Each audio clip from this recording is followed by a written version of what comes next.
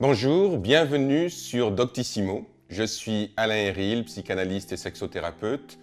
Et aujourd'hui, nous allons aborder la question « Qu'est-ce qui déclenche l'orgasme ?» Qu'est-ce qui déclenche l'orgasme? Pour beaucoup de nos contemporains, pour beaucoup d'êtres humains, l'orgasme est la gratification de l'acte sexuel.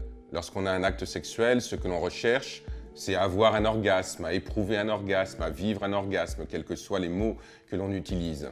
Donc l'orgasme apparaît comme étant vraiment le moment ultime, le moment le plus fort, le moment le plus profond de la relation sexuelle. Donc, en fonction de comment la relation se passe, en fonction de avec qui on est, il va y avoir des sensations orgasmiques qui vont être différentes d'un moment à un autre, d'un partenaire à un autre.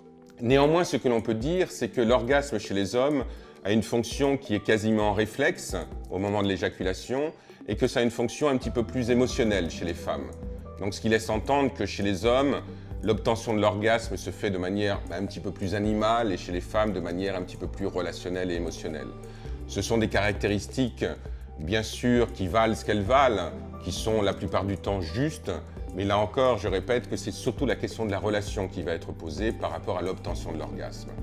Il y a une dimension qui est très importante par rapport à la notion de l'orgasme et à qu'est-ce qui déclenche l'orgasme, c'est la question du stress. Hommes comme femmes, si nous sommes dans une situation personnelle qui est tendue, qui est stressante, dans laquelle on ne se sent pas bien, il est certain que l'orgasme va être difficile à obtenir parce que l'orgasme nécessite que l'on lâche prise, l'orgasme nécessite que l'on puisse ne plus avoir le contrôle, donc qu'on se laisse faire. On pourrait même dire que nous n'obtenons pas l'orgasme, c'est l'orgasme qui vient à travers nous et qui nous envahit.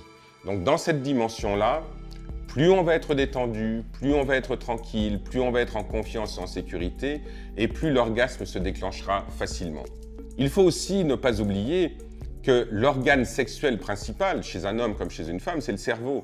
Et dans le cerveau, on va retrouver la question du désir, la question des fantasmes, la question des projections. Donc plus l'univers fantasmatique est fort, plus l'univers fantasmatique est présent à l'intérieur de nous, et plus l'orgasme va être fort et puissant. On peut dire que les déclencheurs de l'orgasme sont la situation que l'on est en train de vivre, comment elle se passe, comment on vit avec l'autre, comment on est heureux d'être avec cette personne ou pas, les fantasmes qui nous occupent, qui nous préoccupent, qui sont présents et qui vont alimenter notre désir, l'excitation physique dans laquelle on est, et bien sûr cette excitation physique, elle est liée à tous ces éléments-là, aux éléments fantasmatiques et aux éléments du désir, et notre capacité à nous abandonner dans ces moments très particuliers où là, ce qui arrive est bien entendu de l'ordre du non prévisible. Les trois questions qui me sont posées le plus souvent sont les suivantes. La première question, c'est comment peut-on avoir des orgasmes plus puissants? À cette question, j'aurais tendance à répondre, arrêtez de vous poser cette question-là. Arrêtez de chercher à avoir des orgasmes plus puissants, parce que sinon on va rentrer dans une technicité de la sexualité qui ne va pas forcément fonctionner à tous les coups. Je dirais que l'orgasme le plus puissant que l'on peut obtenir, c'est l'orgasme relationnel. C'est en fonction de la personne avec qui on est, c'est en fonction du moment, c'est en fonction de la situation, c'est en fonction de toutes les projections que l'on va faire. Et c'est là qu'on va rentrer dans une sensation orgasmique qui va être forte. Et il me semble aussi très important de souligner par rapport à l'orgasme cette dimension de la surprise. Si vous interrogez quelqu'un sur les plus beaux orgasmes de sa vie, vous verrez que la plupart du temps, les orgasmes les plus forts sont les orgasmes les plus surprenants. Je ne m'attendais pas à ce que ça arrive comme ça. Je ne m'attendais pas à ce que ça m'envahisse de cette manière-là.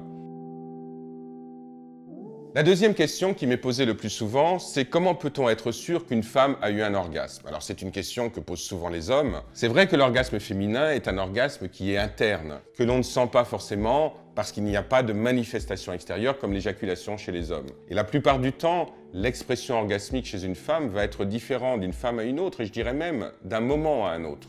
Il faut de l'écoute, il faut de l'attention, il faut de la présence, il faut être avec l'autre.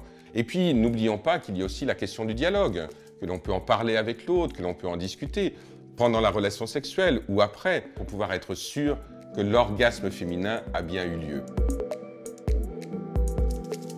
Enfin, la troisième question qui est posée le plus souvent et qui est une question qui est surtout posée par les femmes, toutes les femmes sont-elles multi-orgasmiques? À cette question, on peut répondre que potentiellement oui, toutes les femmes sont multi-orgasmiques. Mais là encore, c'est important de ne pas rentrer dans la technicité de la sexualité parce que lorsque l'on va chercher la multi-orgasmie à tout prix, on va être dans les recettes, dans le mode d'emploi et on ne va pas forcément être dans l'intensité de la relation et dans l'intensité du ressenti.